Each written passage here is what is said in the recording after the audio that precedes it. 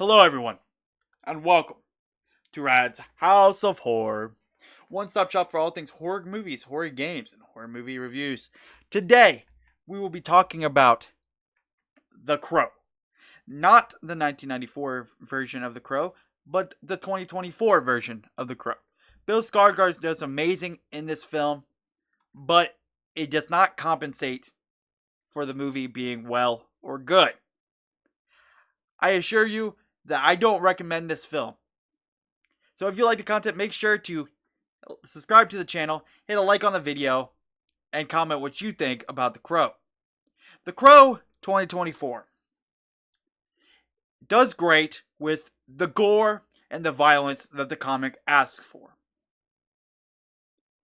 But it's the pacing of the film that takes forever to get to the point of him embracing the Crow. The problem with this is that the original 1994 Crow took 16 minutes for Brandon Lee to don the makeup of the Crow and become the Crow. And I think that Brandon Lee was more violent and he was more scary and he was more like ominous about it. It embodied more of the style and the theme that they were looking for, while we have Bill Skarsgård, who's some kind of emo kid in the film. Now, don't get me wrong, I like Bill Skarsgård's performance. His co-star, FKA Twigs, I'm not a fan of her acting. I don't think her acting was very well in this film. I know she was very emotional and very touching, and her performance was very, very sad, to see, like, in terms of her character dying. You did not want her character to pass. And the fact that the action in 2024 includes so much more of the story that we don't need to know.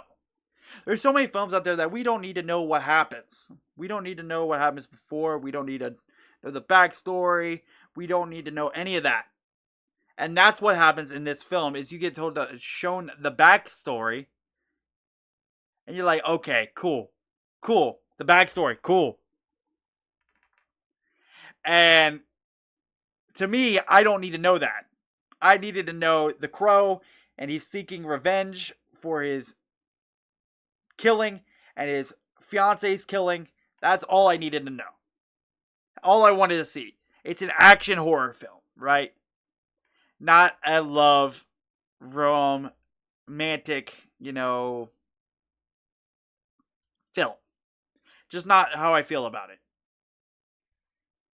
And I think that Bill Skarsgård does a good job, but his overall look, is just not. It will never top Brandon Lee. It's hard to shake, from my opinion, Brandon Lee's presence on this film. And in the cloud of his untimely passing while filming this will always be on the franchise. So if you try to make another film, you try to do that, you will always have to, honor his legacy, and you'll always have that burden underneath that, the fact that he passed during the original. So, Bill Skarsgård even said, this film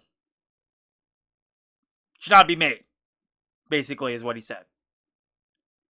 We need to honor the passing of Brandon Lee.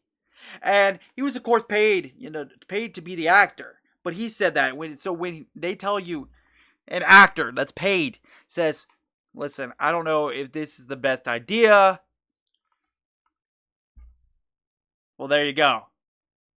And the fact being that Bill Skarsgård had to play the character based on the script. I think if they would have let him go a little bit more off of the script, that he would have been able to embrace the darkness better. But they made Eric to be weak in the film. They made Eric to be weak and not strong. Eric in the original is strong. And yes, I should not be comparing the original and the new, especially since it's a new adaptation. But the fact being that it's going to always be compared to the original, regardless of whether I'm talking about it or anybody else is talking about it. So, this film has its ups and its downs, but the fact that the plot is sluggish It adds in elements that we don't need to hear, we don't want to hear. And the acting of FKA Twigs, because I don't really like her acting, I don't think she's well. We're focusing on other aspects in The Crow that we should be focusing on. To me, the focus of The Crow is you die, and sometimes the crow will take your soul back to Earth to right the wrong. Thus being, kill those that killed you type of scenario. People at home, I don't recommend watching this film if you like the original. It's your discretion though. But I would save my money and go see something like Don't Blink Twice instead, which I'll also be eventually reviewing.